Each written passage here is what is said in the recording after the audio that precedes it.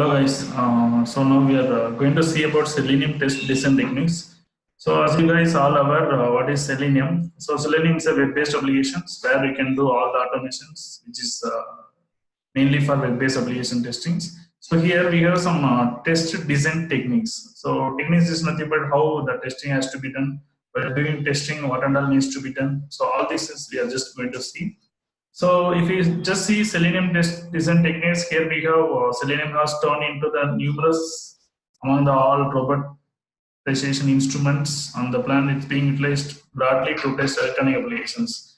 So Selenium, so mainly it's not a licensed version, so most of the people are trying to use this. So it's very easy to understand and simple to learn. Selenium has numerous parts, so which we all know. Selenium has 4 components. Selenium usage will be the different purpose for the job or making testing procedure simple and smooth. So the Selenium has structuring test, one of the most significant strides in the testing procedure, and various segments can be utilized for this reason.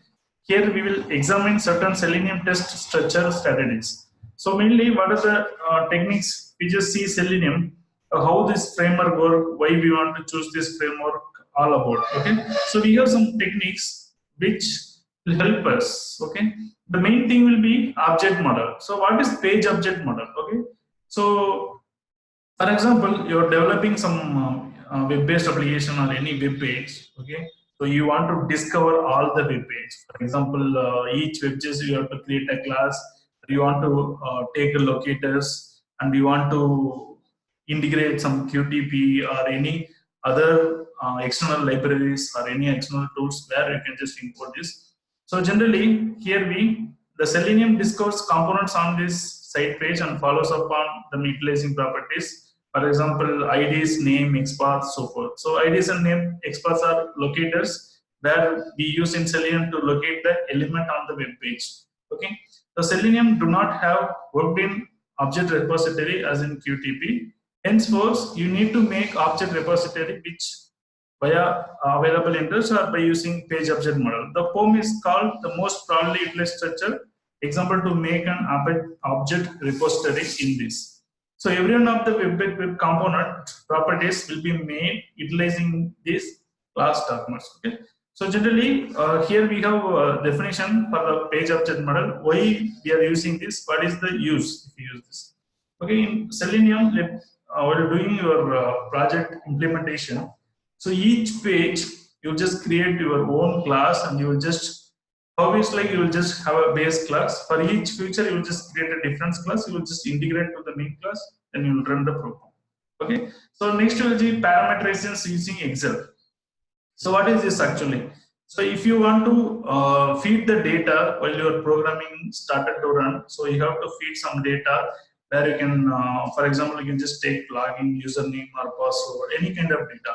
Okay, that can be parameterized by using some framework and using Excel framework. So that is nothing but Apache POA. You can just add the Excel jar file. Then by help of test you can just integrate this. So Log4j logging. So this is kind of to create a log in the system. So to part utilized in structuring, it's a review logging system that gives a data about everything that occurs during execution. So it comprehends the application run and furthermore to spare log yield which can be investigated.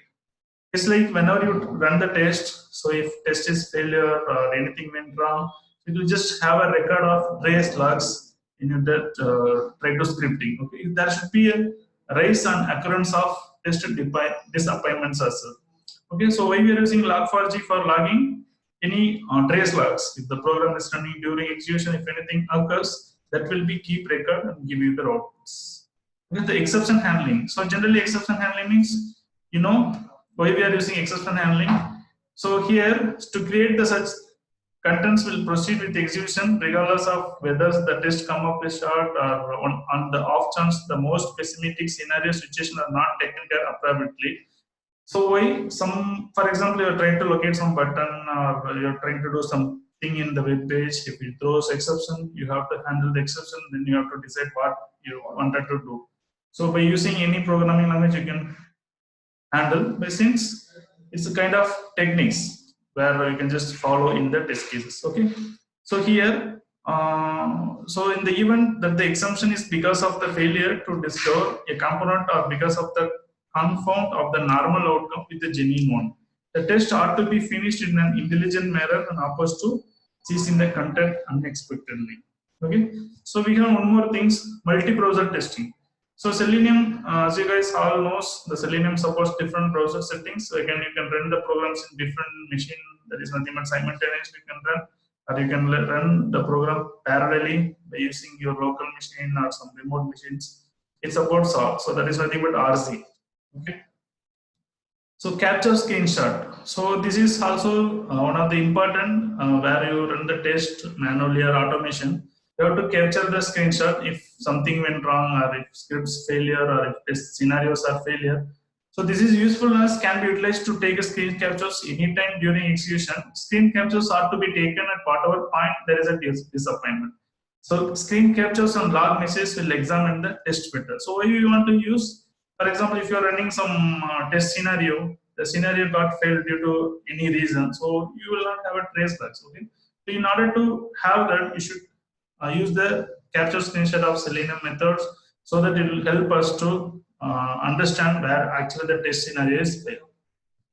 Okay, so we have something as capture video. So most of the websites, if you have a screenshot and console logs, it will be good enough. But since we have feature in Selenium where we can just capture the videos for some kind of testings, which we have to capture the videos and we have to report the bug. So in those situations, we'll just use this capture videos. Sometimes the correct investigation may not be conceivable just with the log message and screen capture. In such a case, catching recordings of the whole procedure will be very useful. So that is what this. Okay. So these all about test design techniques when you talk about Selenium. Okay. Thanks.